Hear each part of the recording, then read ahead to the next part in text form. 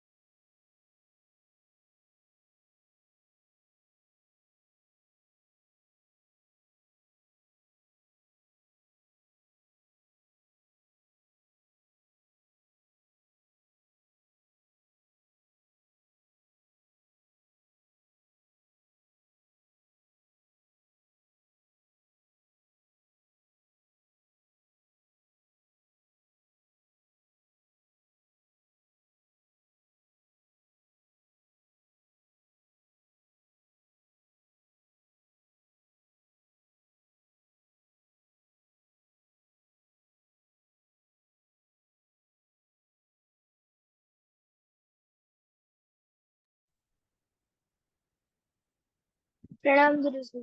सबको नमस्ते, सबको प्रणाम। हरे कृष्ण। कैसे आप सभी लोग? हम गुरु जी। प्रणाम जी। ठीक है, वापस चलेंगे। सभी सुन पा रहे हैं मुझे? गुरु जी। तो सत्र के साथ प्रार्थना के साथ सत्र को प्रारंभ करेंगे। प्रियंका बहन, आज तो आप हैं सही जगह पे, लग रहा है मुझे आज। ठीक है, तो आज आप जी प्रेयर गुरु करेंगे जी। प्रार्थना के साथ दीदी के आशा। घर आई हूँ। ठीक ठीक है, हाँ मैं कर रही हूँ प्रार्थना। है। सभी प्रियंका बहन के साथ प्रार्थना करेंगे। कमर गर्दन सीधी करके बैठ जाएंगे। दोनों हाथों को प्रणाम मुद्रा में रखेंगे। अपनी आंखें कोमलता से बंद करें। लंबी गहरी सांस को भरें और बाहर निकालें। श्वास को भरते हुए 3 बार ओमकार मंत्र का उच्चारण करेंगे। श्वास भरें। और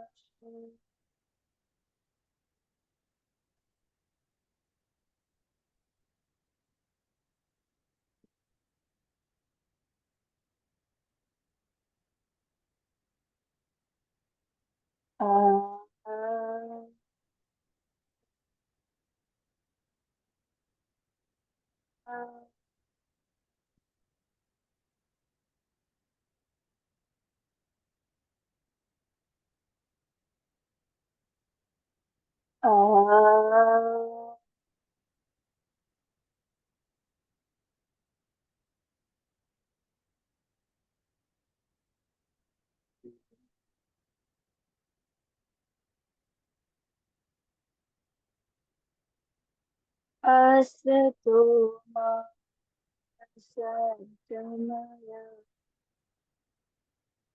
तमसो मा ज्योतिर्गमय मृत्योर्मा अमृतं गमय।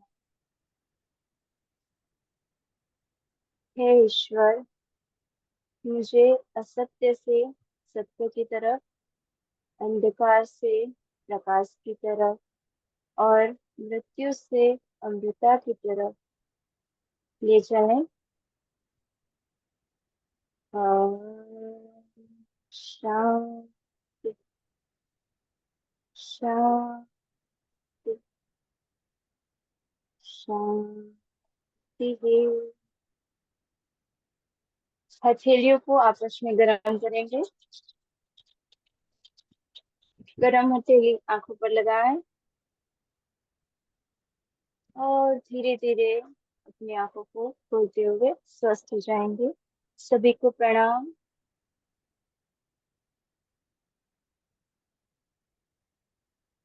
बहुत धन्यवाद। बहुत धन्यवाद प्यारी बहन। अब वापस चलेंगे विषय की तरफ। हम सब कहाँ पे थे? हमारे साथ दिव्यांशी बहन है, हमारी गोतामी बहन। सुन पा रही है क्या आप? जी गुरु जी। प्रणाम गुरु। प्रणाम प्रणाम। जी। हमारी तरुणा बहन भी आ गई है। हम सब शायद 7 नंबर की सूत्र को कंप्लीट कर लिए थे क्या शायद? जी जी जी। गुरु जी। ठीक है। अच्छा, हमारी प्रिया बहन भी आ गई है। हाँ, ठीक है। तरुणा बहन आई थी, चली गई, हो सकता है फिर आ जाए। ठीक है, तो हम सब सत्र को प्रारंभ करेंगे और सत्र बड़ा ही सुंदर है आज का। गौतमी बहन सुन पा रही है क्या? जी गुरु जी। आप बड़ा सुंदर कार्य करती हैं, आपको पता है ना? है ना? तो मौका मिलेगा तो एक दो कार्य कर लीजिएगा आप, थोड़ा बहुत। जी जी। जी गुरु जी, थोड़ा वीडियो ऑफ करके मैं बिल्कुल, करती हूँ। एकदम आप स्वतंत्र हैं, है ना? ठीक है, तो हम सब शुरू करें। जी इसके पूर्व का एक सूत्र जब हम पढ़ेंगे तो शायद आगे की सूत्र पता चलेगी। तो क्या थे पूर्व के सूत्र, दिव्यांशी बहन?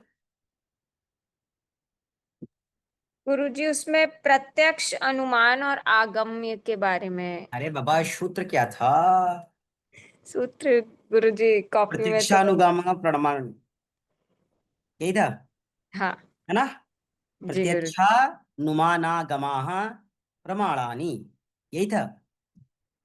जहां पे प्रत्यक्ष, अनुमान और आगम तीन विषय की बात कही गई थी, यही था। लेकिन ये तो सूत्र बड़ा था, ये तो एक दिन पूरा कक्षा ले लिया। आज ठीक है। नेक्स्ट 7 के बाद 8 नंबर चलते हैं, यही है 7 के बाद 8 ना। हाँ 8 ही आता है, सही है सही है। दरअसल आज हम काउंटिंग में उल्टी गिनती गिन रहे थे ना आज, 1 2 3 कर रहे थे, तो हम मतलब 40 तक कंप्लीट करा के फिर 39 38 37 36, तो हमको लगा कहीं हमें पीछे तो नहीं जाना है। ठीक है आगे चलेंगे। 8वां सूत्र बहुत ही सुंदर है, कह रहा है विपर्यो मिथ्या ज्ञानम अद्दु प्रतिष्ठितम। क्या है? विपर्यो मिथ्या ज्ञानम, विपर्यो मिथ्या ज्ञानम। मिथ्या ज्ञान की बात आ रही है, ये शुद्ध बड़ा ही आनंददायी है, ध्यान से पढ़िएगा कहीं जाइएगा मत। कह रहा है विपर्यो मिथ्या ज्ञानम अदूत प्रतिष्ठम। जब बात विपर्यो की करे या अदूत प्रतिष्ठम की करे या मिथ्या ज्ञान की करे, तो तीनों शब्द अपने आप में बड़ा ही स्पेशल है, तीनों के लॉजिक भी अलग अलग निकल के आएंगे। कहा क्या रहा है? कह रहा है गलत अथवा झूठे ज्ञान की बात इस सूत्र में कही गई है, लेकिन इससे पूर्व के सूत्र की तरफ चलते हैं। इसके पूर्व का सूत्र हम लोगों ने जो कल पढ़ा उसमें प्रत्यक्ष, अनुमान और आगम के विषय में पढ़ा। तो ये क्या था? वृत्ति। उसमें आपने देखा प्रत्यक्ष हो, अनुमान हो या आगम हो, तीनों में क्लिष्ट और अक्लिष्ट दोनों विषय थे। तीनों में क्लिष्ट और अक्लिष्ट दोनों विषय रहे, ऐसा नहीं कि कोई एक ही विषय रहा, दोनों विषय रहे वहां पे, क्लिष्ट और अक्लिष्ट। लेकिन अब हम इससे आगे चल रहे हैं, तो कह रहा है विपर्यो मिथ्या ज्ञानम। जब हम बात विपर्य की करते हैं तो विपर्य का मतलब क्या है, विपर्य का मतलब क्या है यहाँ पे ये समझिए। जब हम बात विपर्य की करें, कहते हैं झूठ अथवा मिथ्या ज्ञान। लेकिन ये है क्या? झूठ और मिथ्या ज्ञान होती कहाँ है, झूठ और मिथ्या ज्ञान आती कहाँ से, झूठ और मिथ्या ज्ञान का हम प्रयोग क्यों करते हैं, या झूठ अथवा मिथ्या ज्ञान का हम शिकार क्यों हो जाते हैं? बात तो यही है। कहते हैं ना सर हमसे गलती हो गई, सर हमें जानकारी नहीं थी, सर अज्ञानतावश हो गई। यहां पे कह रहा है विपर्यो मिथ्या ज्ञानम, है ना, अत दु प्रतिष्ठितम, अत दु प्रतिष्ठितम को थोड़ा सा समझिए। अब यहाँ पे दोनों को मतलब अत दूत प्रतिष्ठितम को दो भागों में डिवाइड करिए। पहले कर दीजिए अत दूप्र, है ना, इनकी अत दूप्र को अलग कर दीजिए और प्रतिष्ठितम को अलग कर दीजिए। लेकिन एक ही में करे तो क्या कह रहा है? कह रहा है अत दूत प्रतिष्ठितम। जब जो वस्तु, जो पदार्थ, जो स्थिति या जो अवस्था में प्रतिष्ठित नहीं है, जैसे कोई वस्तु, कोई पदार्थ, कोई भाव, है ना, वो प्रतिष्ठित नहीं है, किस अवस्था में? मूल अवस्था में। वो कौन सी अवस्था में प्रतिष्ठित है? मिथ्या ज्ञान की अवस्था में प्रतिष्ठित है। विपर्य की प्रतिष्ठा में अव्यवस्थ मतलब प्रतिष्ठित है वो। लेकिन जब बात मिथ्या ज्ञान की करते तो मिथ्या ज्ञान का तात्पर्य यहाँ पे झूठ से है। किसे? झूठ से। हम झूठ भी कह सकते हैं, हम गलत भी कह सकते हैं। और याद रखिएगा कोई ऐसा मानव नहीं जो मिथ्या ज्ञान का शिकार ना हो। कोई ऐसा जीव धरा पे नहीं है जो मिथ्या ज्ञान का शिकार ना हो। बाद में वो भले नर से नारायण बन जाए, वह विषय अलग है, लेकिन ऐसा कोई जीव इस धरा पे रहा ही नहीं जो मिथ्या ज्ञान का शिकार न हुआ हो, अर्थात झूठ और गलत का शिकार न हुआ हो, झूठ और गलत से परिचित न हुआ हो, या झूठ और गलत के अंधकार में या उस व्यवहार के हिस्से में आकर के या उस तरीके का आचरण या व्यवहार करके अपना क्षति न किया हो। देखिए क्षति तो होगा ही, और वह क्षति ही आने वाले पीढ़ियों के लिए आपका अनुभव बन जाएगा। ध्यान से समझिएगा, अर्थात क्षति भी होना आवश्यक था, अर्थात क्षति का भी होना आवश्यक था। क्यों? क्योंकि वही आपका एक्सपीरियंस है, वही आपका अनुभव है। अब यह सूत्र को थोड़ा सा आप डीप में समझिए। कहते हैं विपर्य एक ऐसा झूठ, विपर्य एक ऐसा मिथ्या ज्ञान, विपर्य एक ऐसा गलत ज्ञान है, विपर्य एक ऐसी अवस्था है जो किसी पदार्थ की मूल से परे होती है, जो किसी स्थान से परे होती है, जो वास्तविक से परे होती है। विपर्य का मतलब झूठ है ना, तो सच से डिफरेंट है, वास्तविक से परे होती है। हम उस विपर्य को सत्य मान करके, उस वस्तु को सत्य मान करके, उस व्यक्ति को सत्य मान करके, उस स्थान को सत्य मान करके, भ्रमवश, अज्ञानतावश हम उसके शिकार हो जाते हैं। जैसे अब रोशनी बहन तो नहीं है, मान लीजिए दिव्यांशी बहन निमंत्रण दे, क्या कहते शाम को हम सबको गरिमा बहन के घर चलना है। क्यों? शाम को चांद आएगा गरिमा घर के बहन, चांद आएगा, बेशक चांद है, लेकिन क्या वह चांद केवल गरिमा घर के बहन आएगा? अब वो चांद वाले अंकल की बात नहीं करे जो गुब्बारा लेकर के आते थे, चांद अंकल आ गए, गुब्बारा दिलाओ गुब्बारा दिलाओ, हम उस चांद अंकल की बात नहीं कर रहे। विपर्य, झूठा ज्ञान। आप का बच्चा रोता है, आप क्या कहते हैं? चंदा मामा, है ना, करते ना बेटा, चंदा मामा आ रहे हैं, ये आ रहे हैं, वो आ रहे हैं, है ना। ठीक है, ये आप जान रहे हैं ना, लेकिन क्या सही बताइएगा तरुणा बहन, चंदा मामा आते हैं? आते हैं? ये आपने सहारा लिया, किसका सहारा लिया? विपर्य का सहारा लिया, मिथ्या का सहारा लिया, झूठ का सहारा लिया। ठीक है, तो यहां पे भी वह क्लिष्टकारी और अक्लिष्टकारी होगा, ध्यान से समझिएगा। अगर आप हमसे कहें कि चंदा मामा आने वाले हैं तो हम मान जाएंगे? आपसे कोई कहे चंदा मामा आने वाले, आप मान जाएंगे? नहीं मानेंगे। लेकिन बेटा जैसे ही चंदा मामा की आवाज सुनता है ना कि चंदा मामा आ रहे हैं, शांत हो जाता है। जैसे आजकल के बच्चे डरते नहीं कि अरे म्याऊ आ रही है, बिल्ली आ रही है, हाँ डॉगी आ रहा है, एकदम वो जैसे शांत हो जाता है। जो आपने सहारा लिया, क्या सत्य का सहारा लिया? आप उसे भी कह सकते थे देखो दादा आ रहे हैं, देखो तुम्हारी दादी आ रही है ना, देखो टीवी में सत्संग चल रहा है, देखो देखो देखो देखो, तो सच में सत्संग चल रहा है। देखो तुम्हारी बुआ आ रही है, देखो देखो देखो देखो आ रही है, सही में बुआ आ रही है, तो बोलो उसको। आप क्या कहते हैं? चंदा मामा आ रहे हैं, कहते हैं ना। ठीक है, कोई बुरी बात नहीं है, लेकिन क्या ये चंदा मामा आ रहे सही है? चंदा मामा आते हैं? आपको सर भाव ही तो है। अरे भाई भाव ही तो है, भाव तो ऐसे भी है कि भगवान हमारे भीतर है, तो मंदिर क्यों जाते हो? मत जाया करो। भाव तो ये भी है ना कि मनुष्य को निराश नहीं होना चाहिए, यह मानव रूपी शरीर जो है, ये एक व्यवस्था के अनुरूप मिला हुआ है, और फिर ये इसका नाश होना है, क्षणभंगुर है ये। फिर इसे मोह मत करो ना। क्यों इस पे 5-5 हजार रुपए का मेकअप खराब करते हो? क्यों पार्लर में जाके 10-10 हजार रुपया खराब करते हो? मत जाओ, क्षणभंगुर है ना, क्यों खराब कर रहे हो? आजकल बच्चे तूफानी होते हैं गुरु जी, उल्टा। हाँ, बच्चे तो तूफानी है, ठीक है, लेकिन उनके तूफानों की उस वेग को एक सही दिशा देना ये माता पिता का काम है। कोई बात नहीं, बच्चे तूफानी है, अच्छी बात है।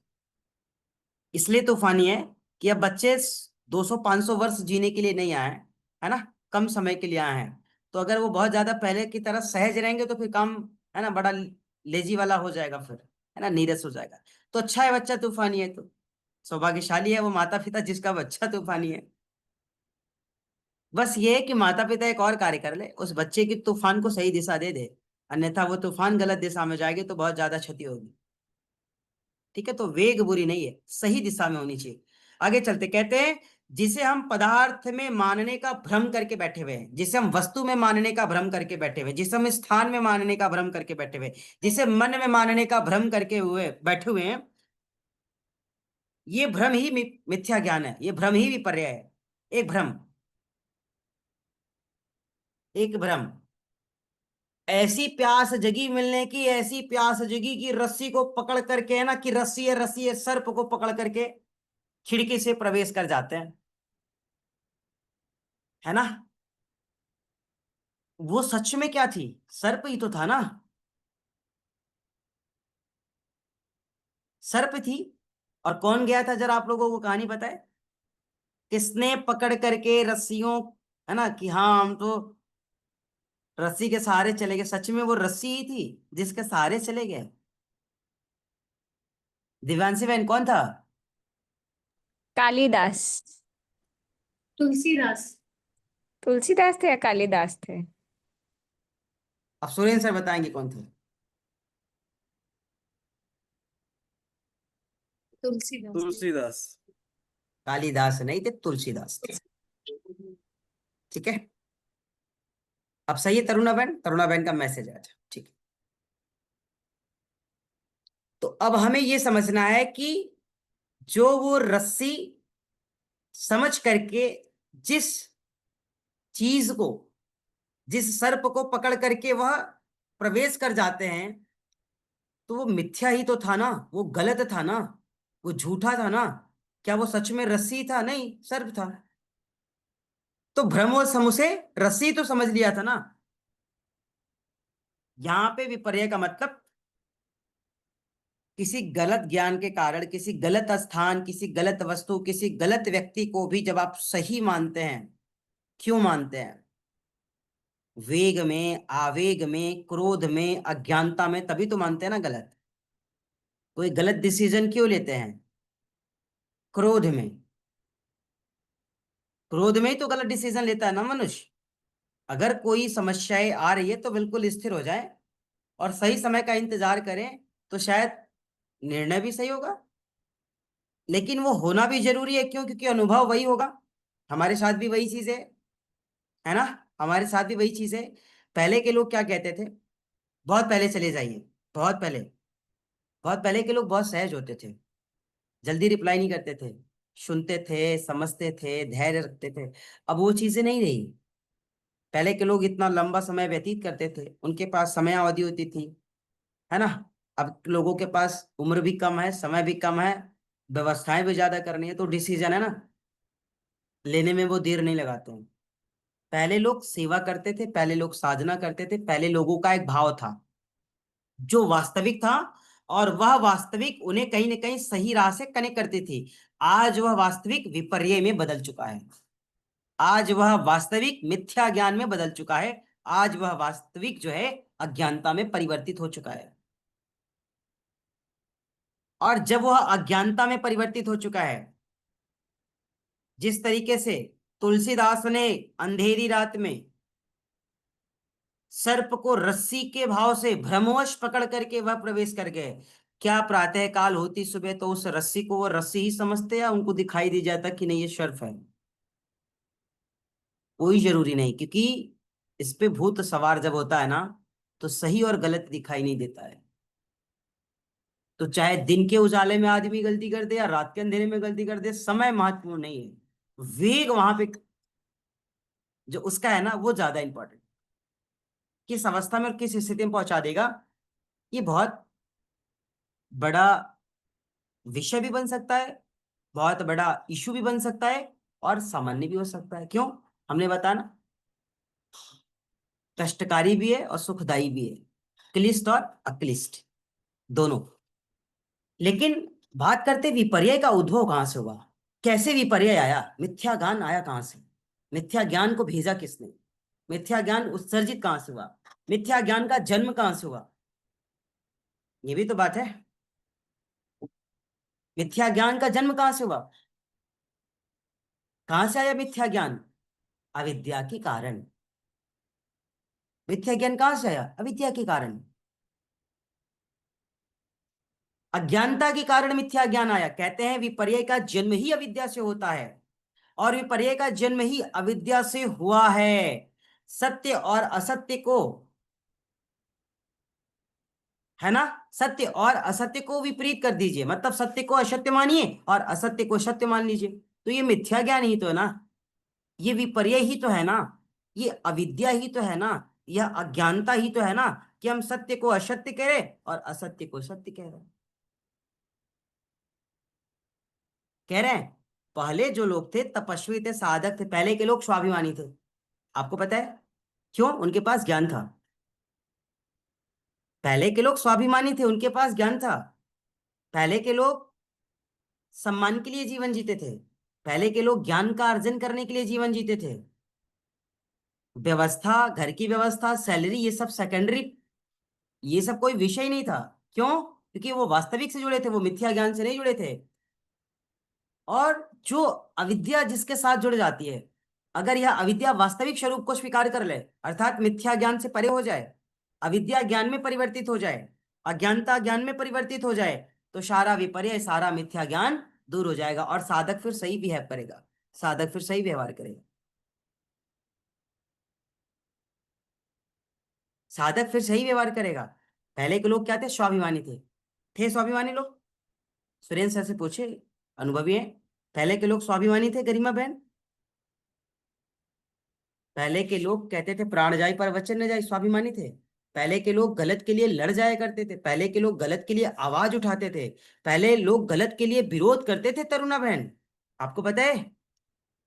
और वो कौन करता था? स्वाभिमानी लोग करते थे। आज के लोग क्या करते हैं? अपनी स्वार्थ के लिए तलवे चाटते हैं, अपनी स्वार्थ के लिए जी हजूरी करते हैं, अपनी स्वार्थ के लिए गलत को भी सही कहने से गुरेज नहीं करते हैं। तो पहले और अब के लोगों में यही फर्क है।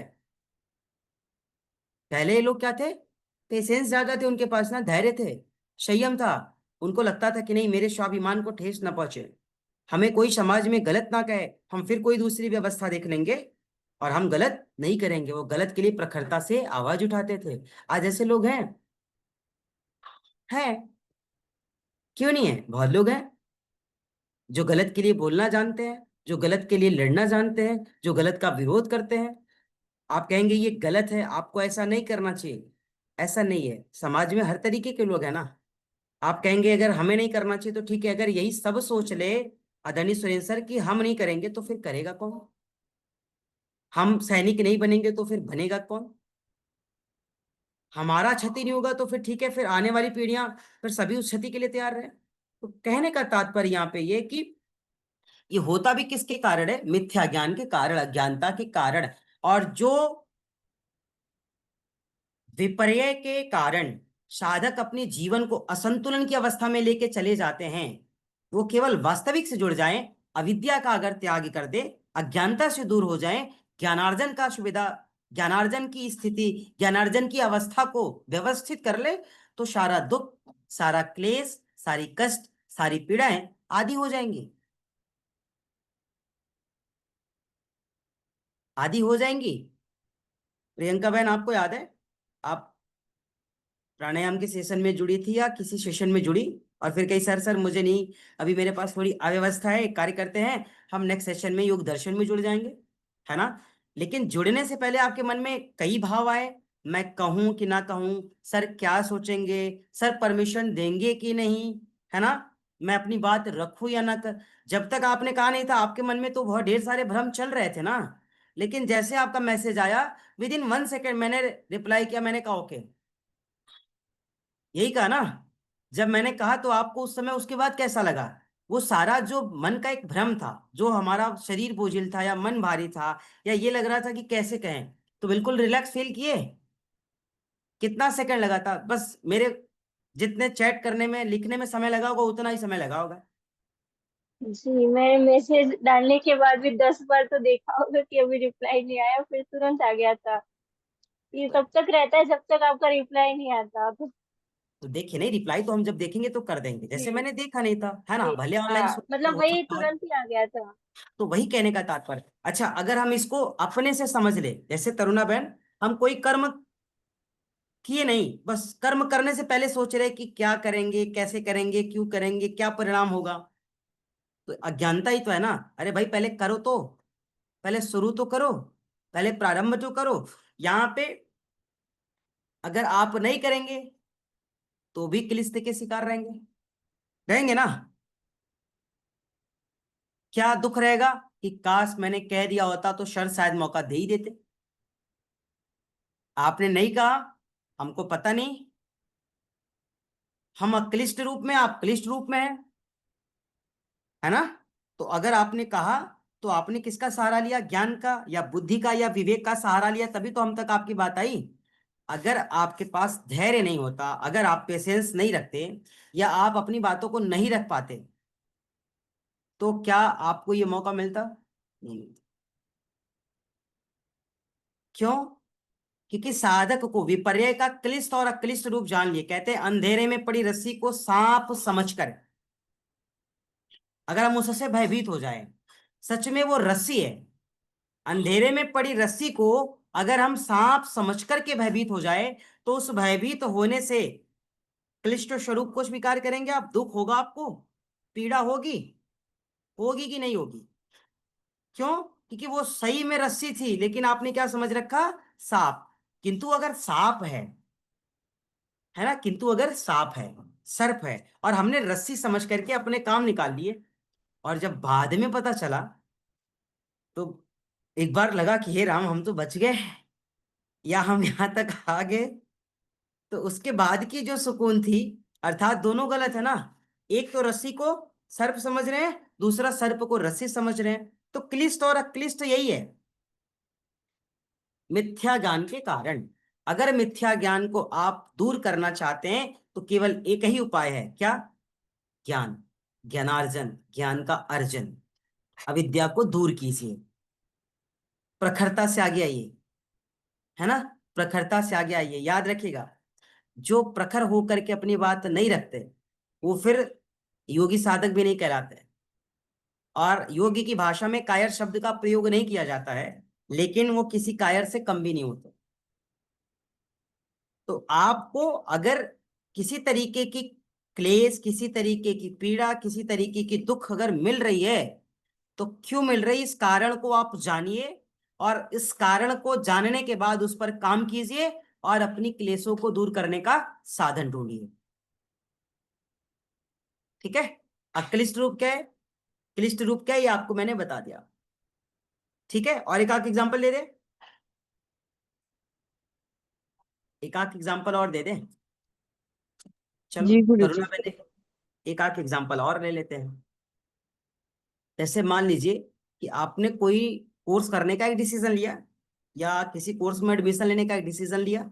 ठीक है, आपने डिसीजन लिया, लेकिन आपने डिसीजन किसी के कहने पर लिया, अपने चेतन मन से नहीं लिया, है ना। आपने डिसीजन किसी के कहने से लिया, आपने अपनी चेतन मन से डिसीजन नहीं लिया। आपने अपनी समय को नहीं देखा, आपने अपनी, क्या बोलते हैं उसको, अंग्रेजी में क्या बोलते हैं, अर्थ को क्या बोलते हैं, मनी, क्या बोलते हैं, है ना। भाई हमारी व्यवस्था कैसी है, हम कौन से कोर्स करने जा रहे पॉलिसी। हैं? हाँ, पॉलिसी। पॉलिसी। शर्तें, नियम और शर्तें, हाँ वो। हाँ ठीक है, हमने उसको चेक नहीं किया और हमने किसी के कहने से, हाँ, फाइनेंशियल कंडीशन हमारी कैसी। हाँ ठीक है, ठीक है, बहुत सुंदर, क्या हमें ही बोल रहे थे, मेरी जुबान पे था, भूल जा रहे थे। खैर दोनों अच्छा है। तो यह हमारी फाइनेंशियल कंडीशन अच्छी थी नहीं, हम स्ट्रांग है ही नहीं, और हमने किसी के कहने से डिसीजन ले लिया। लेकिन जब डिसीजन लिया तो हमने उस पर किसी तरीके का ज्ञान का, बुद्धि का, विवेक का परिचय दिया ही नहीं, बस ले लिया। लेकिन कुछ समय के बाद उसके फलस्वरूप आपकी वो इच्छा के अनुरूप नहीं है, आपके पल्ले नहीं पड़ रहा है, आप कनेक्ट नहीं कर पा रहे उसे, तो उसके कारण आपको दुख मिलेगा, उसके कारण जो आपको कष्ट मिलेगा, तो इसके दुख के पीछे का कारण क्या रहा? कि हमने बिना सोचे समझे डिसीजन ले लिया, हमने किसी के कहने से निर्णय ले लिया, हमारा वो फील्ड नहीं था, हमने निर्णय ले लिया। जैसे हम योगी की फील्ड के नहीं है, है ना, हम योग की फील्ड के नहीं है। अब कोई आईटी के सेक्टर वाले को लाके जबरदस्ती योग की फील्ड में आप कह दो कि आप इसमें महारत हासिल करो। हम योग वाले हैं, आप योग वाले हैं, हम सब जबरदस्ती कह नहीं, हम सब ये सब काम छोड़ के चलते आईटी वाले में, आलोक सर वाले आईटी के काम में चलते हैं, और किसी के काम में चलते हैं। तो जाने में कोई बुराई नहीं है, लेकिन उसके कारण से जो आपको दुख या सुख मिलेगा, इसके पीछे का कारण तो हम ही रहे ना, हमारी अज्ञानता रही ना, हमारी अविद्या रही ना, हमारा विपर्य ही रहा ना। हमारी विपर्य अगर वहां पर वास्तविक रूप को स्वीकार कर लेती, तो शायद हम आज दुखी नहीं होते, आज हमें क्लेश का शिकार नहीं होना पड़ता। इसलिए जब भी कोई डिसीजन लीजिए, जब भी कोई निर्णय लीजिए, जब भी कोई कार्य कीजिए, तो सोच और समझ कर कीजिए। दुखों से बचना चाहते तो, लेकिन याद रखिएगा, अगर दुखों से बचना है तो आप स्वविवेक का परिचय दीजिए, लेकिन थोड़े सुख की चाह में अपने जीवन को कहीं आहूत मत कीजिएगा। थोड़े सुख की चाह में किसी के अंडर में, किसी का बंधक बन करके, है ना, किसी के सानिध्य में रह करके सब कुछ, कि नहीं बस सब इनसे मतलब इनके बाद कुछ नहीं। क्यों? क्योंकि आप सर्वव्यापी है, आप विश्वव्यापी है, आप राष्ट्रव्यापी है। आपके भीतर अद्भुत शक्तियों का सामर्थ्य छिपा हुआ है ना। आप अद्भुत शक्तियों को स्वीकार करके बैठे हुए हैं, उसे जगाने की जरूरत है। उसे प्राप्त करके बैठे हुए हैं, वो आपके भीतर है। अपनी चेतना को सजग कीजिए, चित्त को सजग कीजिए, वास्तविक की तरफ बढ़ते हुए, अज्ञानता से दूर होकर के ज्ञानार्जन करते हुए, ज्ञान का अर्जन करते हुए जीवन को एक नया आयाम दीजिए, एक नया विस्तार दीजिए। क्योंकि जो आप कर सकते हो वो कोई नहीं कर सकता। ठीक है, चले आगे। विपर्य से ही दुख होता है, क्लियर हो गया ना। जी अज्ञानता। गुरुजी। और विपर्य का उद्भव कहां से हुआ? अविद्या से। अविद्या। हम्म। ठीक है, हम्म। आगे चलते। अज्ञानता। नेक्स्ट क्या है? नंबर 9 कह रहा है शब्दा ज्ञानानुपाति वस्तु शून्यो विकल्प। नंबर 9 यही है, शब्द ज्ञानानुपाति वस्तु शून्यो विकल्प। जब बात शब्द ज्ञानानुपाति की करते, कहते शब्द ज्ञान से उत्पन्न होने वाला, क्या? शब्द ज्ञानानुपाति। शब्द ज्ञानानुपाति, शब्द ज्ञान से उत्पन्न होने वाला। वस्तु शून्य का तात्पर्य जो वस्तु, कहते जब बात वस्तु शून्य की करें तो यहाँ पे केवल एक शब्द को मत इंक्लूड करिए, ये तो वस्तु शून्य श्लोक का पार्ट है ना। वस्तु शून्य है, शब्द शून्य, अवस्था शून्य, स्थिति शून्य, है ना। किसी भी चीज को यहाँ पे आप कनेक्ट कर सकते हैं। यहाँ पे क्या कह रहा है? कह रहा है वस्तु शून्य, जो वस्तु से रहित हो। विकल्प मतलब विपरीत कल्पना करना। वस्तु शून्य मतलब जो वस्तु से रहित हो। और विकल्प मीन्स क्या है? विपरीत कल्पना करना। अर्थात हमारी जो विकल्प है ना, वो कैसा है? विपरीत कल्पना करना। वो भी विपरीत है, वो उल्टा है। अर्थात कह रहा है कि विकल्प वृत्ति वस्तु रहित। विकल्प वृत्ति क्या है? वस्तु रहित है। कैसे? समझिए, इस सूत्र के आधार पर जो उत्पन्न होने वाला ज्ञान है, शब्द ज्ञानानुपाति। क्या कह रहा है? शब्द ज्ञानानुपाति। इस वस्तु के आधार पर जो उत्पन्न होने वाला ज्ञान है, जो पदार्थ में, वस्तु में, है ना, बस जो उत्पन्न होने वाला ज्ञान है किसके लिए उत्पन्न हो रहा है? किसी पदार्थ के लिए, किसी वस्तु के लिए उत्पन्न होगा ना। जो शब्द आपके मन में उत्सर्जित होगा, जो शब्द आपके भाव में उत्सर्जित होगा, किसी वस्तु के लिए हो सकता है, किसी वस्तु के लिए हो सकता है, किसी स्थान के लिए होगा, किसी न किसी के लिए तो होगा ना। ऐसे ही कोई शब्द तो उत्सर्जित होंगे नहीं। जैसे भोजन, तो उसके पीछे कोई लॉजिक है ना, कोई रीजन होगा ना, कि भोजन करना है या भोजन बनाना है या भोजन की व्यवस्था करनी है। तो कोई भी जो शब्द है, शब्द ज्ञानानुपाती, कह रहा है शब्द के आधार पर जो ज्ञान उत्पन्न होता है, लेकिन जो वस्तु या पदार्थ से रहित है, जो वास्तव में सत्य नहीं है, जो वास्तव में वास्तविक नहीं है, उसकी कल्पना करना ही विकल्प वृत्ति कहलाता है। जो वास्तविक नहीं है उसकी कल्पना करना ही विकल्प वृत्ति कहलाता है। जैसे हम लोग बैठे हैं एक होटल में, ठीक है, प्रियंका बहन, हम सब एक होटल में बैठे हैं। उस होटल में हम लोगों ने पहले से होटल की मैनेजमेंट को बोल रखा है कि हम लोग नाश्ता पानी करेंगे। क्या करेंगे? नाश्ता पानी करेंगे। सारे नाश्ता पानी सबके तैयार है, सबने नाश्ता पानी कर लिया। लेकिन अब किसी की इच्छा उत्पन्न हुई, क्या? शब्द ज्ञानानुपाति के माध्यम से, वस्तु और विषय से विपरीत, क्या? भोजन करने का मन कर रहा है। देखो, भोजन की व्यवस्था हो जाए तो ठीक है, हमने भोजन के लिए तो बोला था नहीं, भोजन की व्यवस्था तो वहां है नहीं। तो शब्द के माध्यम से जो शब्द उत्सर्जित हुए भोजन के लिए, न तो भोजन की व्यवस्था है, न भोजन के लिए हमने कहा है, न भोजन का ऐसा कोई यहाँ पे अरेंजमेंट है, लेकिन वो शब्द के माध्यम से जो आपके भीतर भाव आया, यही विकल्प वृत्ति है। क्या है ये विकल्प वृत्ति है। अर्थात अब आप सोच रहे हैं ना एक विकल्प के रूप में कि ये भी हो जाए तो अच्छा है। यह विकल्प तो है, लेकिन क्या है? एक वृत्ति है, यह एक दोष है। विकल्प वृत्ति यह क्या है? एक दोष है। जितना आपको मिला उससे ज्यादा की चाह रख रहे हैं ना आप। रख रहे हैं ना, जितने चीजें अरेंजमेंट सबके लिए है, सबके समक्ष आ गई है, सबको मिल गई है, सबने उसको ग्रहण भी कर लिया है। अब फिर से मन में एक विकल्प आया शब्द के माध्यम से, क्या? भोजन। भोजन क्या? एक शब्द है, शब्द ज्ञान अनुपाति। वो किसी न किसी ज्ञान के माध्यम से, किसी न किसी भाव के माध्यम से, किसी न किसी शब्द के माध्यम से आपके चेतन स्वरूप में आया, आपके मुखार बिंदु से वो शब्द बाहर आए। तो जो वो शब्द आए वह विकल्प के रूप में आए हैं ना, कि भोजन में एक है ना, एक मूंगी की दाल बढ़ जाती तो थोड़ा अच्छा रहता, है ना, है ना, गाजर का हलवा थोड़ा बढ़ जाता तो अच्छा रहता। ये एक एक चीज जो बढ़ रही है, ये क्या है? ये विकल्प ही तो है ना। क्यों सर? ये विकल्प ही तो है ना। अब तरुणा बहन के पास कक्षा में 10 स्टूडेंट्स आ गए, अब ये 10 को प्रैक्टिस करा रही है।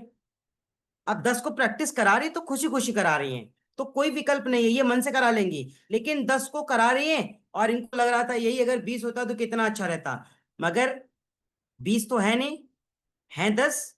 और करा रही है, लेकिन उस कराते समय भी इनके मन में क्या आ रहा है कि अगर ये इतना हो जाता तो कितना अच्छा रहता, ये ऐसा हो जाता तो कैसा रहता। जैसे छोटा सा उदाहरण है, इस दर्शन में, दर्शन की कक्षा में 20 लोग इनरोल्ड हैं। अब यहाँ 20 लोग नहीं आते हैं। अब हम रोज सोचे कि 20 लोग आ जाए तो कैसा रहता है। वो तो विषय नहीं, वो तो विकल्प है, वो विकल्प है। तो कभी भी आपको विकल्प को उत्सर्जित होने देना है, लेकिन वह वृत्ति का रूप न ले, इसको स्वीकार करना है।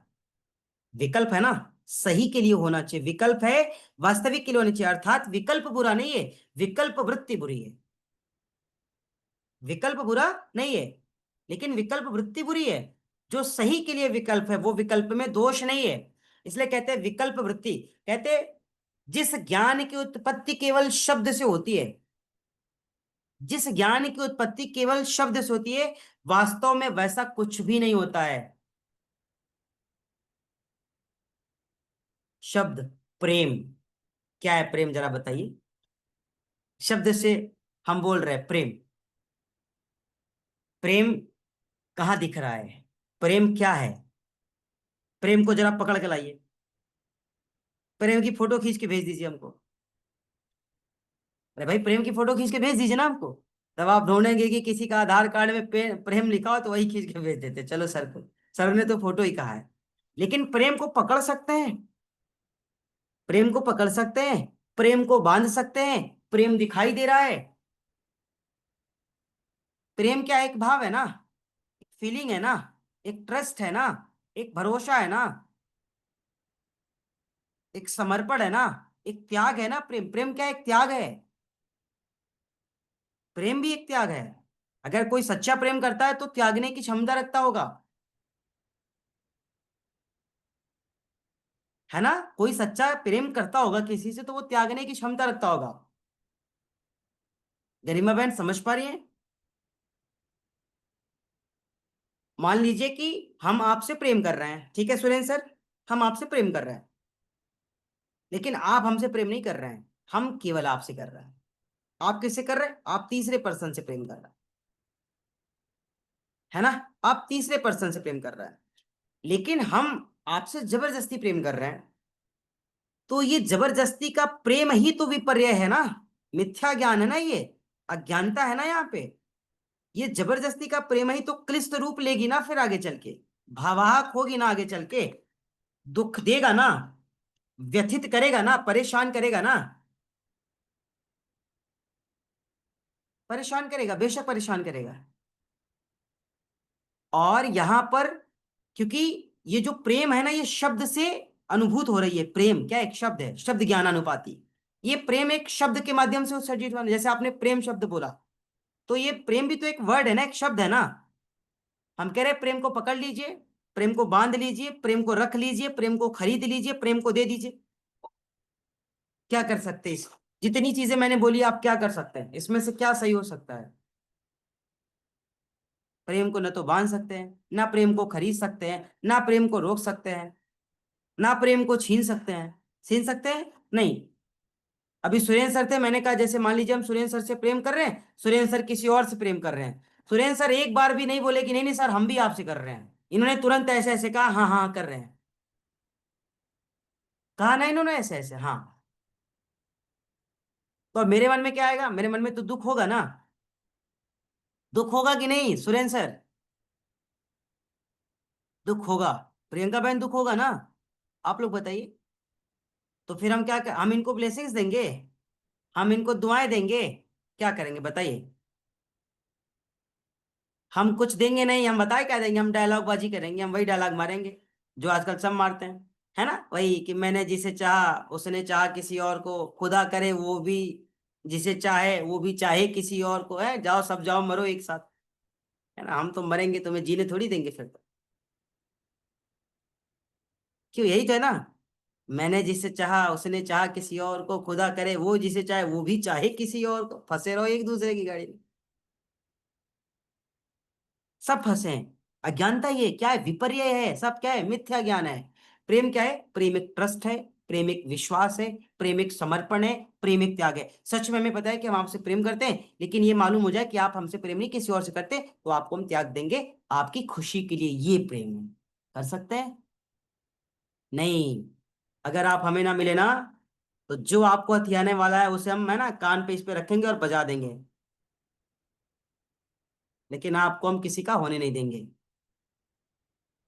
कलयुगी प्रेम, है ना, कलयुग का प्रेम।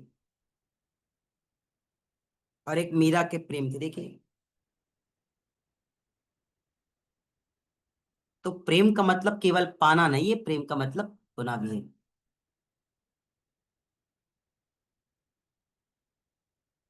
मिर्जापुर स्पेशल, अरे सर ये इन्होंने कमेंट किया मिर्जापुर स्पेशल, मिर्जापुर सीरीज, अच्छा ठीक है। देखो हम मिर्जापुर में रहते जरूर, आज तक मैंने मिर्जापुर सीरीज की एक भी एपिसोड नहीं देखा है ना। हाँ, क्योंकि मुझे किसी ने बताया था कि उसमें गाली बहुत है, तो हमने कहा देखना ही बेकार है फिर। कालीन भैया है ना, तो ठीक है हम लोग है, ठीक है मतलब। आगे चलते हैं। कहते हैं जिस ज्ञान की उत्पत्ति केवल शब्द से होती है, वास्तव में वैसा कुछ भी नहीं होता है। वास्तव में वैसा कुछ भी होता नहीं है। क्यों? क्योंकि जिसकी उत्पत्ति ही शब्द से हो रही है। अब मनुष्य की उत्पत्ति शब्द से हो रही है? नहीं, मनुष्य की उत्पत्ति तो शब्द से नहीं है ना। लेकिन जिसकी उत्पत्ति शब्द से हो रही है वो वास्तविक नहीं है, वास्तव में कुछ है भी नहीं, शब्द के अलावा कुछ नहीं है। उदाहरण के लिए एक बात जैसे मैं आपको बताऊं, शब्द से ही समझ लो। जैसे अगर मैं कहूं कि गधे को देखो दो सींग हैं, तो आप मान लेंगे कि गधे को सींग होती है? गधे को सींग है नहीं। मैंने गधे का और सींग का जो यहाँ पे उदाहरण लिया, किस रूप में लिया? शब्द के रूप में लिया, शब्द के रूप में लिया। मैंने क्या कहा, गधे के दो सींग हैं। तो क्या सच में जो हमारे शब्द है वो सही है? गधे के सींग होते हैं? अरे ऐसे समझो ना, सिंह का मतलब ही शेर होता है, जो गधा है तो शेर, और गधा, फिर गधा शेर कैसे हो सकता है? सुरेश सर हंस रहे हैं। फिर गधा शेर कैसे हो सकता है? जब मैंने कहा गधे को दो सींग है, तो सिंह का मतलब तो शेर है, ये तो आप सभी जानते हैं अंग्रेजी वाले। क्यों? अब ठीक है ना, तरुणा बहन को थोड़ी दिक्कत हो रही थी, हम समझ रहे थे। अब सही है। तो हमने कहा गधे को दो सींग है, तो ये गधा और सींग ये क्या है, शब्द है केवल। ठीक है, ये क्या है, केवल शब्द ज्ञानानुपाती, ये केवल शब्द है। तो शब्द के माध्यम से जो उत्सर्जित हो रहा है वो वास्तविक नहीं है। अर्थात हमने कहा गधे को दो सींग है, तो क्या ये सही है, वास्तविक है? ये वास्तविक नहीं है, गधे को सींग नहीं होता है। दूसरा, यहां पे जो सींग है ना, अगर सींग का वास्तविक जानिए तो सींग का मतलब शेर है। वास्तविक तो ये है ना, अगर सिंह की वास्तविकता जानिए तो सिंह का मतलब शेर है। लेकिन अगर हम ये कह रहे हैं कि गधे को दो सींग है, सच में पहला तो गधे को सींग होता नहीं है। दूसरा, अगर मैं कह रहा हूं तो ये केवल शब्द है, ये वास्तविक नहीं है। है ना? बात समझ में आ गई? अर्थात शब्द ज्ञानानुपाती, जिसमें विद्यमानता है ही नहीं, जो वास्तव में सत्य है ही नहीं, जो केवल एक शब्द ही है, बाकी कुछ नहीं है, वास्तविक नहीं है। आगे चलते हैं। ये जो विकल्प वृत्ति की बात कर रहे थे, शब्द ज्ञानानुपाति, है ना, वस्तु शून्य विकल्प। तो जब विकल्प की बात करें तो हमने कहा विकल्प बुरा नहीं है, लेकिन विकल्प वृत्ति बुरी है यहाँ पे गौतमी बहन। विकल्प बुरा नहीं होता है, विकल्प वृत्ति बुरी होती है। वृत्तियां जो विकारी हैं, जो नगण्यता है, जो शून्यता है, लेकिन विकल्प बुरा नहीं है। अच्छा, विकल्प वृत्ति का भी स्वरूप है, कल के विषय में बताया गया था दिव्यांशी बहन, क्लिष्ट और अक्लिष्ट का रूप। कहते हैं जैसे कहा जाए कि अगर मैं एक एग्जांपल दूं आपको, नहीं रहने दीजिए, वो एग्जांपल नहीं दूंगा यहाँ पे, वो सटीक नहीं है, ठीक है। एग्जाम्पल सोचने दीजिए मुझे, क्योंकि एक एग्जाम्पल है वो देंगे नहीं यहाँ पे, हम दूसरा सोच रहे हैं।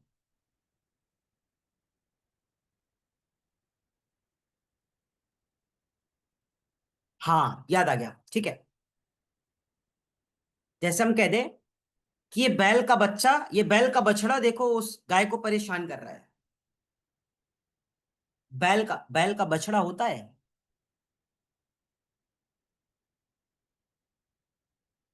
अगर हम कह दें बैल का बछड़ा देखो गाय को परेशान कर रहा है, तो क्या बैल का बछड़ा होता है? नहीं। तो ये केवल शब्द है ना, ये वास्तविक है नहीं।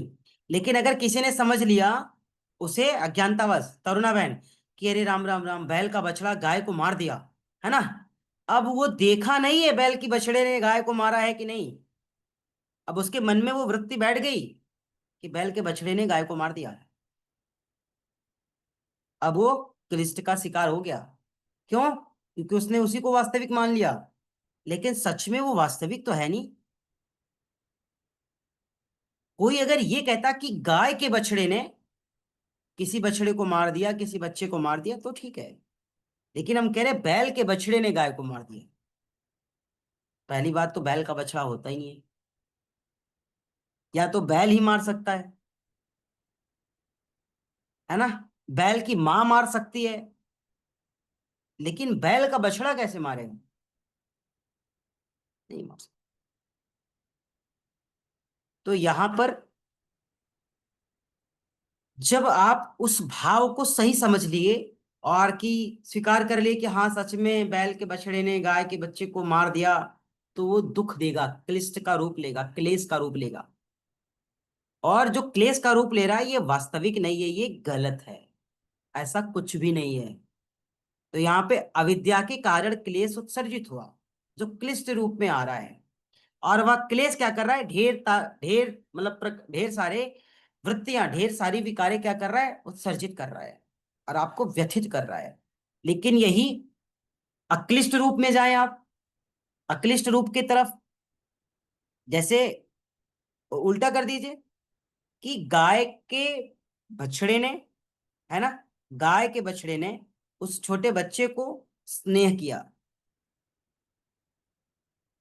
तो यहाँ पे शब्द भी सही है, ये वास्तविक भी हो सकता है कि गाय के बछड़े ने उस छोटे से बछड़े को क्या किया? स्नेह किया। तो कर सकता है और ये वास्तविक भी हो सकता है। तो यहाँ पे जैसे ही स्नेह शब्द जुड़ा, क्लिष्ट अपने आप दूर चला गया। क्यों? क्योंकि स्नेह का जो भाव है, स्नेह का जो मतलब है, वो कष्टकारी नहीं है। और अब इसको गलत अगर हम मान लेंगे तो ये भी तो अज्ञानता है ना। गाय का बछड़ा हो सकता है, वो किसी बछड़े को प्रेम कर सकता है। एक छोटा सा एग्जांपल, बछड़ा किसी और का हो, लेकिन वो दूसरी गाय का जा करके स्तनपान करता है, दूध पीता है, तो कोई कोई गाय नहीं मारती है ना। किसी दूसरे गाय का छोटा बच्चा जाता है, किसी गाय का दूध पीता है। जैसे हमारे घर में ये गाय है ना, एक छोटे से बच्चे की गाय, जब मतलब उसकी माता मर गई और फिर वो छोटा था, उसके स्वास्थ्य ठीक नहीं थे, तो फिर जो दूसरी वाली गाय थी, जब वो दूध मतलब देने को होता था तो वो छोड़ देते थे दोनों को, तो वो भी पीता था और पहले वाली भी, दोनों छोटे छोटे ही थे। तो वो जो माँ थी गाय, उस छोटे से बच्चे को स्तनपान करा रही थी, तो वो वास्तविक था।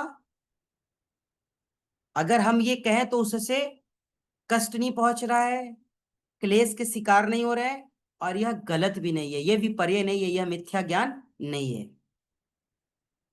ये वास्तविक है। अर्थात साधक को हमेशा ध्यान रखना चाहिए कि जो शब्दों के माध्यम से, जो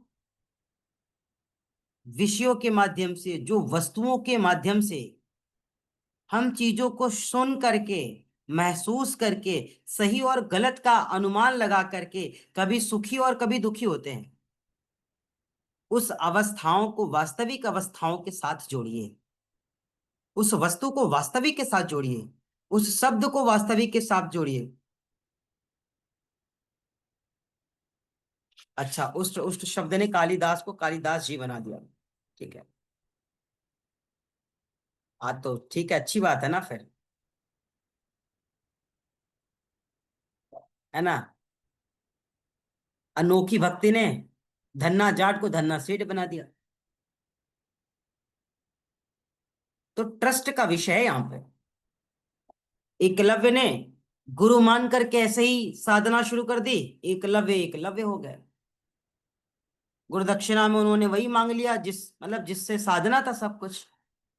अब कोई कहे उन्होंने गुरु को दान दे दिया, आजकल बहुत ढेर सारे रील बना के डाल रहे तरुणा बहन, आप देखेंगी हंसेंगी। उन्होंने अपनी गुरु को दान कर दिया। उन्होंने, उस गुरु जी ने केवल अंगूठा ही क्यों मांग लिया? हाथ मांग सकते थे, पैर मांग सकते थे, धन मांग सकते थे, अंगूठा ही क्यों मांग लिया? भाई जिस गुरु ने जिस शिष्य को दीक्षा दिया है उससे बड़े धनुर्धारी ये फिर हो जाते, ये भी तो हो सकता था। और बिना इनकी शिक्षा दिए इनसे बड़ा, उनसे मतलब ज्यादा धनुर्धारी हो जाते फिर। तो फिर क्या व्यवस्था थी? तो वो भी तो फिर अच्छा नहीं था ना।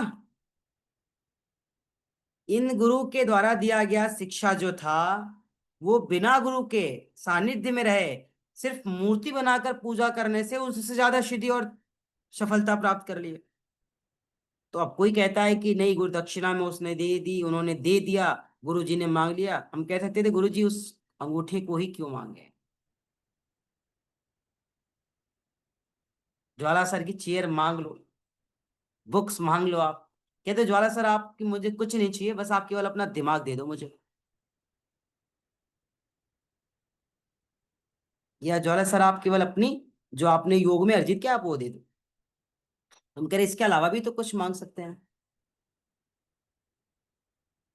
तो अब आप ये समझ लीजिए कि जो वास्तविक है वो कभी भी आपको धोखे में नहीं रखेगा। जो वास्तविक है वो कभी भी आपको क्लेश नहीं देगा। जो वास्तविक है वो कभी भी कष्ट नहीं पहुंचाएगा। हाँ, हो सकता है कि कुछ समय के लिए आपको कष्ट मिले, कुछ समय के लिए आपका मन दुखी हो, कुछ समय के लिए आपका मन व्यथित हो, किसी के मिलने से मन व्यथित हो जाए, किसी के बिछड़ने से व्यथित हो जाए। क्या जरूरी है किसी के मिलने से ही मन खुश होता है? गौतमी बहन, जीवन से किसी के चले जाने के बाद भी कभी कभी मन खुशी होता है। अच्छा हुआ चला गया, एकदम तंग कर रखा था। अच्छा हुआ मोहल्ले से चला गया, एकदम पागल कर रखा था। तरुणा बहन, अच्छा हुआ, हम तो चाहते थे ऐसे क्लाइंट हमारे पास ना। हे भगवान तेरा धन्यवाद। तो क्या किसी के आने से ही केवल खुशियां मिलती है? जाने से भी तो खुशियां मिलती है ना। किसी को सब कुछ पाने से ही खुशियां मिलती है, किसी किसी को कुछ खोने से भी खुशियां मिलती है ना। और ये उसे मिलती है जो वास्तविक के साथ रहता है, उसे ही खुशियां मिलेगी ना। अन्यथा त्याग देने वाला खुश नहीं रहता है, वो फिर पश्चाताप में लगा रहता है। और त्यागता कौन है? एक साधक त्यागता है, अभ्यासी त्यागता है, तपस्वी त्यागता है, तपी त्यागता है। त्यागी की भावना सब में नहीं होती है। और जो त्यागना नहीं जानता है वो फिर अर्जित करना भूल जाए कि हम कुछ अर्जित कर पाएंगे। तो खुशियां केवल किसी के मिलने से नहीं होती है, खुशियां किसी के बिछड़ने से होती है। खुशियां केवल पाने से नहीं होती है, खुशियां कुछ होने से भी होती हैं। खुशियां केवल लेने से भी नहीं होती है, खुशियां कभी कभी कुछ देने से भी होती है। क्लियर? ठीक है, आगे चलते। इसलिए वास्तविक के साथ जुड़िए, विपर्य का ध्यान कीजिए, शब्द ज्ञानानुपाति के माध्यम से वस्तु शून्य विकल्प की अवस्था और स्थिति से भली भांति परिचित रहिए। ये विकल्प है ना, ये हमेशा आपको नई नई चीजें देता रहेगा। ये नहीं ये कर लो, ये नहीं ऐसे कर लो, ये नहीं वो कर लो, सब करो, लेकिन स्वविवेक की है ना, रथ पर सवार होकर के, ऐसे नहीं। दिव्यांशी बहन, आ गया रिसर्चर बहन का प्रश्न, हमको पता था कुछ नहीं कुछ है। चलो।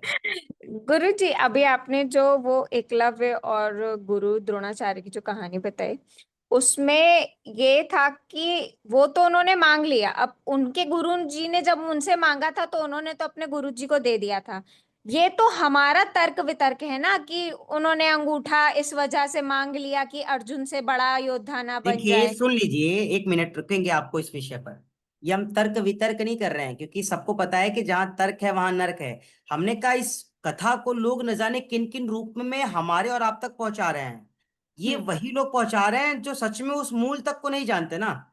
हम कह सकते थे कि यह एक प्रकृति की व्यवस्था थी दिव्यांशी बहन, शायद अगर ऐसा नहीं होता तो महाभारत नहीं होता। हाँ। ध्यान से समझिए कि अगर ऐसा ना होता तो फिर महाभारत नहीं होती। तो किसी को तो ये लग रहा है ना कि उन्होंने क्यों नहीं दिया, वो कुछ और भी मांग सकते थे। ये जो आजकल के लोग इंस्टाग्राम पे ना रील और वीडियो बना के डाल रहे हैं, कि हमारा उनके विषय में है कहना। तो ये तो लोगों की धारणा है कि वो कहाँ तक सोच पाते हैं। लेकिन जो सही व्यक्ति है, जो सच में गहन अध्ययन करता है, जो वास्तविक से कनेक्ट है या जुड़ना चाहता है, वो तो ये भी जानता है ना कि अगर ऐसा नहीं होता तो फिर महाभारत भी नहीं होती। फिर तो महाभारत ही नहीं होती फिर तो कहने का तात्पर्य है कि ये जो लोग कह रहे हैं ना, तो ये भी तो एक तरीके का मिथ्या ज्ञान या विपर्य है ना। है कि नहीं विपर्य? है ना मिथ्या ज्ञान। क्यों? क्योंकि वह अपनी स्वविवेक से उस विषय को रख रहे हैं, हम्म। लेकिन उस विषय का वास्तविक और मूल क्या है उससे तो परिचित ही नहीं है ना। और जी हमें गुरु जी। तो नहीं लगता कि उनकी साधना का लेवल भी इतना होगा कि वो वास्तविक से परिचित हो भी पाएंगे। उनके लिए तो वो एक अलग विषय है ना कि उन्हें केवल हर एक, ये भी हम सोच सकते हैं कि वो हर व्यक्ति को एक दृष्टिकोण दिखा रहे हैं कि इस चीज का एक ये दृष्टिकोण भी हो सकता है। हाँ ठीक है, दृष्टिकोण बुरा नहीं है। हमने कहा लोगों को जो परोसने का विधि है वो कहीं ना कहीं मिथ्या थी तो है ना, झूठा है ना, भ्रम है ना। मिथ्या ज्ञान मतलब झूठा ज्ञान, विपर्य मतलब मिथ्या ज्ञान, मिथ्या ज्ञान का मतलब झूठा ज्ञान, गलत ज्ञान। तो ये तो गलत ज्ञान ही है ना। तो हमारा केवल इस विपर्य से कनेक्शन था वहां पे कि जो वो चीजें कह रहे हैं वो भी तो एक मिथ्या ज्ञान ही है ना। अब आप बताइए तरुणा बहन, ऐसे ऐसे वीडियो आते हैं, कर लो ये हो जाएगा, इस इतने सेट कर लो ये हो जाएगा। हम तो देख देख के थक गए बता रहे। और विश्वास करेंगी, उन उन लोगों की व्यूवरशिप देख लीजिए आप, उन लोगों की फैन फॉलोइंग देख लीजिए आप अच्छी चीजों को मतलब डाल देंगे ना, लोग देख करके भी स्किप कर देंगे उसको, है ना। अभी सुरेंद्र सर निकाल दे, है ना, कि बस 24 घंटे में शक्तिपात, एकदम अब तुरंत फटाफट फटाफट फटाफट इनरोल। अरे राम राम राम, 24 घंटे में शक्तिपात। है ना। बस तब तक गोतामी बहन इनसे भी 20 करके आ जाए ना थोड़ा भाई, बहनों को क्रेज भी ज्यादा मिल रहा है थोड़ा, है ना। और तुरंत गौतमी बहन आ जाए, है ना। वो क्या करे, 24 घंटे की बात ना हो, जब आओ तब शक्तिपात, बस एक बार, है ना। रात के 6 घंटे छोड़ करके बाकी 18 घंटे में कभी भी फोन से ऑनलाइन शक्तिपात, ऑनलाइन शक्तिपात। अभी तो हुआ ही तरह था। अभी सर के किसी कक्षा में सर को किसी ने शक्तिपात कराने के लिए बुलाया था। आदरणीय सुरेश सर एक क्लास ले रहे थे, एक गुरु जी थे, अब जो भी वो मुझे नहीं बताए, लेकिन वो सभी बच्चों को बताया कि आज की कक्षा में शक्तिपात कराए जाएंगे। हालांकि इस बात को सर ने बड़ा मुद्दा ले बना करके हाई कोर्ट में इसे प्रस्तुत भी किया, और इस पर डिसीजन लिए गए ना, सुप्रीम कोर्ट के जज ने इस पर डिसीजन लिया, और तगड़ा डिसीजन ले लिया ये भी है। लेकिन इन्होंने बताया कि शक्तिपात, और जब इन्होंने बताया तो शक्तिपात, तो मुझे हंसी आई। आप बताइए कि शक्तिपात कोई ऐसी वस्तु है दिव्यांशी बहन हम किसी को दे सकते हैं? आप जब आएंगे हम शक्तिपात दे देंगे, दुकान की रखी वस्तु है। वैसे आजकल लोग, है ना, बेली फेट घटाएं, 2 सेट करे, 3 सेट करे, है, एकदम तुरंत इतना, रे राम राम पूछो मत। और बता भी कौन रहा है बेली फेट घटाने वाला? जिसका बेली फेट खुद का ठीक नहीं है वही बता रहा है। तो वो भी तो एक तरीके का मिथ्या ज्ञान ही है। तो अब आप अपनी स्वविवेक का परिचय दीजिए, और क्या सही है क्या गलत है उसे अपने विवेक से, अपनी दृष्टिकोण से समझिए, है ना। रील्स देख करके, यूट्यूब पर देख करके, गूगल पे पढ़ करके, विकिपीडिया पे पढ़ करके सब सही पढ़ेंगे? भाई हमको तो पता ही नहीं था कि हम गूगल पे आते हैं। हमको तो लोगों ने बताया था कि अरे सर आपका नाम तो गूगल पे है। अब हम देखते तो गूगल पे तो बहुत ढेर सारा है, हमको पता ही नहीं।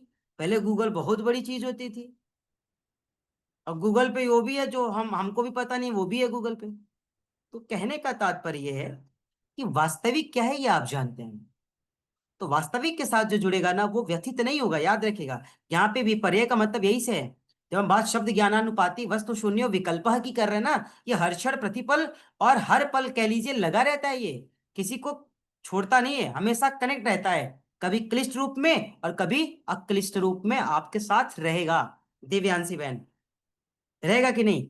अब यही जैसे एक वीडियो की बात मैंने बताई, आपने जो बात कही, जिसने बनाया होगा वो अक्लिष्ट रूप में बना रहा होगा ना, जो लेकिन जो वास्तविक व्यक्ति या जो सच में गहन अध्ययन शोध वाला विषय वाला व्यक्ति होगा, वो जब सुनेगा तो उसे क्लिष्ट पहुंचेगा, दुख पहुंचेगा कि ये गलत परोसे जा रहा है, ऐसा क्या, मतलब इस तरीके से लोगों को क्या प्रोवाइड कराया जा रहा है, उसे दुख होगा ना। अच्छा, और खुशी और किसको होगी, क्लिष्ट कौन? पता चला कोई देखा सच में बहुत परेशान है, लेकिन देखा अच्छा 2 सेट में घटाएं वजन। अब एक बार तो सुकून आया ना कि 2 सेट में है ना, 30 का 2 सेट करिए, 20 का 2 सेट करिए। वो तामी बहन हंस रही कि हमको कह रहे हैं, आपको थोड़ी कह रहे हैं। आपने तो ऐसा कोई ढेर सारा सेट वाला वीडियो नहीं डाला है। तो ये जो देख रहा है उसको भी तो अक्लिष्ट मिल रहा है ना, वो सुख का शिकार हो रहा है ना। लेकिन जो सुख का शिकार हो रहा है, क्या सच में वास्तविक वही है? नहीं, वो तो गलत है। जरा करके देखना, 30 के सेट घट जाए तो बता देना। अभी एक मैं आपको लिंक भेजूंगा, क्या कह रहे थे, एक दिन में घटाएं 3 किलो वजन, ये करें। कैसे घटा सकते हैं? भूखों मारिए पहले उसको, सुबह से शाम कुछ दीजिए मत, है ना, कुछ मत दीजिए, केवल लिक्विड दीजिए, केवल लिक्विड दीजिए, और वर्जिश भी करवाइए। और जब थक जाए तो कहिए विश्राम करे। 1 हफ्ता बंधक बना करके गेट से बाहर नहीं जाना है। अब बाहर आएगा तो कहेगा हाँ बड़ा अच्छा था, 5 किलो वजन कम हो गया। 5 दिन परिवार से दूर रहा, आहार से दूर रहा, जूस, सब्जी, तरकारी और यही सब चीजें लेता रहा, और सामर्थ्य से ज्यादा एक्सरसाइज किया, तो 5 दिन में तो 5 किलो वजन कम कर लिया ना। अब आ जाओ घर की परिवेश में, अब देखो वो दुगनी रफ्तार से बढ़ेगा, बढ़ेगा कि नहीं तरुणा बहन? क्यों? 5 दिन का भूखा व्यक्ति सोचेगा नहीं क्या क्या खा लूं, ये भी खा लूं वो भी खा लूं। जो 5 दिन व्रत कर रखा है ना, वो दुगनी रफ्तार में खाएगा फिर। इसलिए आपको बता रहे हैं कि जो वास्तविक है, सच में वास्तविक को स्वीकार कीजिए, तो आप बहुत ज्यादा कष्ट, बहुत ज्यादा व्यथित, बहुत ज्यादा दुखों के शिकार नहीं होंगे। आदरणीय सुरेंद्र सर कुछ कहना चाह रहे थे, हमको कोई फिर हाँ, बताए बताए। एकलव्य वाले मामले में कुछ सुधार अपेक्षित है। हाँ, ये लोगों को करना चाहिए, जो वीडियो बना करके जो लोग उल्टी चीजें सीधे डाल रहे हैं, ये उनके लिए है ना, कि जो इस तरीके की चीजें। उसमें सुधार ये है कि बोला जरूर गया था न, अंगूठा लेने का, लेकिन वो असलियत में काटा नहीं गया है, अब वो ये प्रण लिया गया। सर सुनिए, जैसे हमने कहा, हमने आपसे गुरु दक्षिणा मांगी कि सर आपको गुरु दक्षिणा देना है, सबने, है ना। तो अब आप ऑनलाइन है तो आप सोचेंगे ना, हाँ सर मांगिए, क्या मांग लेंगे देखते हैं, और अगर ज्यादा मांग लेंगे तो देंगे थोड़ी, कौन सा हमसे छीन लेंगे क्या, दूर है ना। एक विषय, अगर हम जैसे अभी बीएड के सत्र ले रहे थे, है ना, तरुणा बहन बीएड के सत्र ले रहे थे, वहां पे ढेर सारे लोग थे, 3 to 5 डेज के सेशन में अंतिम दिन हमने कहा आप सभी को गुरु दक्षिणा देना है। तो कुछ बहनें अपनी बैग चेक करने लगी, कुछ कुछ कह रही सर ऑनलाइन चलेगा, कुछ कह रही सर जीपी हो जाएगा, पीपी हो जाएगा, और कुछ तो बोल ही नहीं रहे। मतलब देखो हर तरीके के लोग हैं ना वहां पे।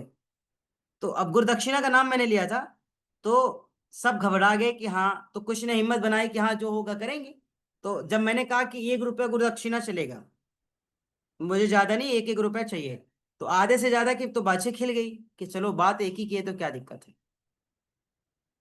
लेकिन जब मैंने अंतिम में कहा कि मेरी गुरुदक्षिणा ये कि आप अपनी 24 घंटे में से रोज केवल 45 मिनट योग करेंगे, ये मेरी अभी तक की गुरुदक्षिणा है, तो लोगों को लगा अरे सर तो कुछ मांगे ही नहीं। हमने गुरुदक्षिणा में कहा कि आपको अपनी 24 घंटे में से 45 मिनट आपको योग में देना है, ये मेरी गुरुदक्षिणा है। जब ये उन्होंने सुना तो उनको और ज्यादा सुकून हुआ। लेकिन पहले क्लिष्ट का शिकार हुए ना वो, क्लेश का शिकार हुए ना पहले वो, कष्ट का शिकार हुए ना पहले वो। क्यों? क्योंकि वो वास्तविक नहीं था। वो शब्द के माध्यम से, शब्द ज्ञान अनुपापी, मतलब शब्द तो निकल गए, लेकिन वो वास्तविक है या नहीं वो उस पर विचार ही नहीं किए। और जब हमने बताया कि नहीं ऐसा नहीं ऐसा है, तो संतोष हुई ना, शांति मिली ना, सुकून मिला ना। तो यही है कि एकलव्य के अंगूठे की तो बात कर दी गई, लेकिन अंगूठा उन्होंने काट के दिया था, है ना। द्रोणाचार्य जी ने अंगूठा लिया था, उसकी कोई वीडियोग्राफी है, उसका कोई एविडेंस है, या सच में वो एक संकल्प था, या सच में वह एक केवल प्रण था, ये विषय कोई जानना ही नहीं चाहता है, और ना इस पर कोई बात करता है। बस जितना सुना 30 सेकंड का बना दिया, और हम पढ़ पढ़ के और हम देख देख के बार बार उसी को सुनते हैं और वही फिर बताते हैं। तो ये जो क्योंकि विपर्य ज्ञान है बहस इससे होती है, बचना है। बहस होती है कई जगह पे इस टॉपिक पे, हाँ, कि एकलव्य से उसकी जाति के अनुरूप अंगूठा ले लिया गया। बिल्कुल बिल्कुल बिल्कुल। इस विषय में कई जगह बहस होती है, तो वहां पे देख, फिर इन चीजों के सामने लाना पड़ता है, साक्ष्य मौजूद हैं। हाँ, ये अंगूठे के इस लिए तरीके उन्होंने, से राम जी ने लक्ष्मण जी का त्याग किया, उसके साक्ष्य मौजूद हैं। उसी तरीके से इसके भी साक्ष्य मौजूद हैं। देखिए हर चीज हमें बहुत बूथ में जानी पड़ेगी। जैसे हनुमान जी जब संजीवनी लेने गए, तो कालनेमी का प्रताप ऐसा था कि सब संजीवनी ही नजर आ रहा है। था कोई कालनेमी की जैसा बलशाली? उसके मतलब ऐसा व्यवस्था कर दिया कि सब वही दिख रहा है, सब वही दिख रहा है। तो सही व्यक्ति तो परेशान हो सकता है ना, जो गलत है उसकी तो बात छोड़ दो, लेकिन संयमी व्यक्ति परेशान नहीं हो सकता है। वो परेशान से ज्यादा हताश हो जाएगा, व्यथित हो जाएगा, लेकिन हार नहीं मानता है। हनुमान जी ले आए ना संजीवनी, कालनेमी के लाख कोशिशों के बावजूद वो संजीवनी को छिपा नहीं पाया ना कालनेमी ने। अभी तो लोगों को पता ही नहीं होगा कि वो सारे संजीवनी को कलर करने वाले कौन थे, नाम क्या था, है ना। तो जैसे कालनेमी ने अपना प्रताप दिखाया जो कुछ भी था, लेकिन हनुमान जी तो उसे ले आए ना संजीवनी को। क्यों? क्योंकि वास्तविक वास्तविक होता है। दूसरा, रावण की बात कर लीजिए। रावण रावण जो थे मतलब बहुत प्रकांड विद्वान थे, जो कुछ भी थे, लेकिन एक चीज थी, अहंकार था। गलत कर रहे थे, तो गलत का मतलब गलत होता है। राम जी लंका जीते, सब कुछ खत्म होगा, 1 लाख पूत 1.25 लाख नाती, तई घरे दिया न बाती, ऐसे कोई एक कहावत है जो घर के बुजुर्ग कहते हैं, मुझे याद नहीं है पूरी तरीके से। ऐसा कुछ है ना कि 1 लाख पूत 1.25 लाख नाती, तही रावण घरे दिया न बाती। मतलब उस रावण के घर में 1 लाख पूत 1.25 लाख नाती भी थे, लेकिन तही रावण घर दिया न बाती, कोई उसके घर में दीपक जलाने वाला ना। तो गलत था, सही सही है। तो यहाँ पे जो वास्तविक है वो वास्तविक ही रहेगा, जो विपर्य है वो विपर्य ही रहेगा, ये कहने का मतलब। और जो वास्तविक है उसके तमाम साक्ष्य और प्रमाण मौजूद हैं, बस ये कि खोजने वाला चाहिए, शोध करने वाला चाहिए, बस। कोई बुराई नहीं है। गुरुजी एक प्रश्न और है। ले लो भैया, ले लो। गुरुजी, जो ऐसे बोलते हैं कि जो तजुर्बा है वो मिथ्या ज्ञान पे हो सकता है कि हे भैया, तजुर्बा भी तो मिथ्या ज्ञान से भी तो आता है ना। आप बताइए, मिथ्या ज्ञान, गलत ज्ञान के कारण आप गलत व्यवहार किए, लेकिन जब वास्तविक का पता चला, तो अब वो आपके लिए एक सीख बन गई ना। अब दोबारा आप वो गलती नहीं करेंगे ना। लेकिन आप ये सोचिए कि हम नहीं करेंगे क्योंकि हमसे गलती हो जाएगी, तो फिर आप सीख भी नहीं पाएंगे तरुणा बहन, फिर तो आप सीख भी नहीं पाएंगे। तो आपने कहा तजुर्बा, तजुर्बा भी सही और गलत दोनों तरीके से आता है। तजुर्बा केवल सही से ही थोड़ी आता है, तजुर्बा गलत से भी आता है। तजुर्बा केवल अच्छे से थोड़ी आता है, तजुर्बा बुरे से भी आता है। तजुर्बा केवल अपनों से थोड़ी आता है, तजुर्बा बेगानों से भी आता है ना। तो तजुर्बा तो तभी आता है जब आदमी उसे जुड़ता है, या जीतता है, या हारता है ना, तो ही कुछ न कुछ सीखता है। क्या कहते हैं, जीत जाओगे तो कोच बनोगे, हार गए तो कप्तान बनोगे। ये हमने मतलब बनाया है, कहते हैं हार गए तो, है ना। हमने कहा नहीं नहीं, हारोगे तो कोच बन जाओगे फिर, है ना। जीत पर गए। क्या गुरु की जो तजुर्बा है वो मिथ्या ज्ञान पर भी आधारित हो सकता है? फिर से। मिथ्या ज्ञान पर आधारित मतलब किसी ने किसी को कुछ बोला, अब उसने तो अपना हाँ नमक मिर्ची मसाला लगा के बोल दिया, पर ठीक। उसने आगे बात किसी को अगर पास ऑन करी तो उसमें बातें बढ़ गई, तो ठीक है, ये तो एक मिथ्या ज्ञान ही तो ज्ञान है ना। खड़ा। पहली चीज तो ये मिथ्या ज्ञान है। जैसे आपने कहा किसी ने नमक पालिश लगा के किसी से, है ना, कोई बात कही, तो इस विषय को तो हमने बड़े शुरू के विषय में ही साफ शब्दों में बताया था कि पहले लोग स्वाभिमानी थे, पहले लोग सम्मानित थे, पहले लोग प्रखर थे, गलत के लिए आवाज उठाना जानते थे। लेकिन आज लोग क्या है, चापलूस है। आज के लोग तलवे चाटने वाले हैं। आज के लोग स्वार्थ के कारण सब कुछ करने के लिए तैयार है। नहीं गुरुजी, वो तो मैं समझ गई, ये एक सिचुएशन बेस्ड भी तो हो सकता है। जैसे अगर दो लोग हैं, इस उनका आपस में झगड़ा हुआ, दोनों का अपना अपना एक पक्ष है, पर जब किसी तीसरे को बात पता चली तो उसे तो आधी बात पता है, उसे पूरा सच तो पता नहीं है, तो वो जो आगे पास ऑन करेगा वो तो एक मिथ्या ज्ञान पर आधारित होगा। हाँ, लेकिन वो तीसरे को पता चला है तो दो ही के माध्यम में, दो ही में से किसी एक होगा ना जो उस तीसरे तक पहुंचा। दो का, जैसे दो के बीच में हुआ तो तीसरे तक जाने का कारण भी यही दो में से कोई एक हो सकता है। और जो तीसरे के पास गया, तीसरे ने पास आउट किया चौथे के पास, चौथे ने किया पांचवें के पास, तो सबके पास उसका आधा छोटा छोटा थोड़ा थोड़ा टुकड़ा ही जाएगा। न किसी के पास सही जाएगा, न किसी के पास पूरा जाएगा, लेकिन जाएगा बहुत लोगों के पास, और आधा अधूरा ही जाएगा। और जितने लोगों के पास जितना जितना जाएगा उतना ही लोग सोचेंगे और उतना ही निर्णय लेंगे, उतना ही सही और गलत समझेंगे। ठीक है। तो बेहतर है कि न बोलने में नौ गुड़ है, आराम से रहिए, जो हो जाए अच्छा है ना। जो हो रहा है अच्छा है, जो होगा वो भी अच्छा है, जो हो चुका उसे भी अच्छा ही मान लो। बस। तो ये मिथ्या ज्ञान नहीं है, क्यों? क्योंकि सत्य यही है कि जो बीत गया उसको छोड़ दीजिए, जो हो रहा है उसको स्वीकार कर लीजिए, और जो भविष्य में होने वाला है उसकी चिंता छोड़ दीजिए, बस। अगर हमें अपनी भविष्य की चिंता होती तो क्या हम कोई चीजों का त्याग करते? आप बताइए, आपको क्या लगता है? नहीं। भविष्य की चिंता जो है ना वो कायर पुरुष करते हैं, पता है। पुरुषार्थी मनुष्य कभी भविष्य की चिंता नहीं करता है, तरुणा चौधरी बहन। सक्षम व्यक्ति कभी भी भविष्य की चिंता नहीं करता है। कायर पुरुष भविष्य की चिंता करता है। कायर पुरुष कभी भी स्वाभिमानी नहीं बन सकता है। कायर पुरुष कभी भी प्रखर नहीं हो सकता है।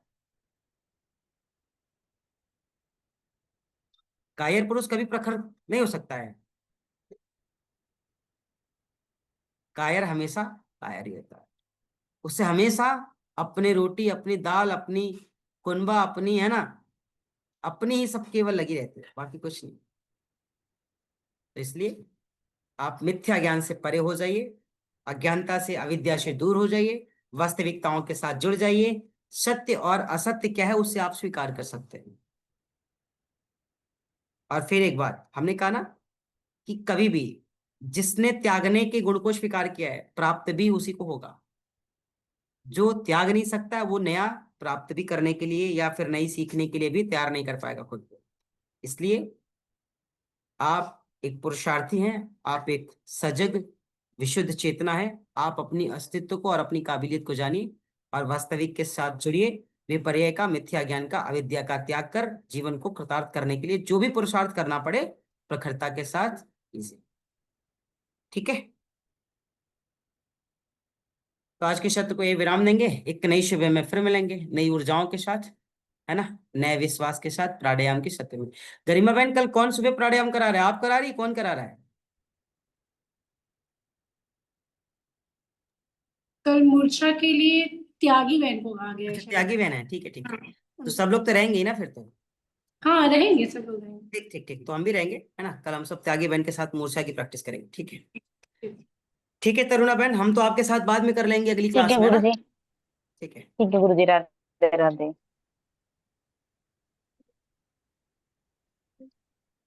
यार मैंने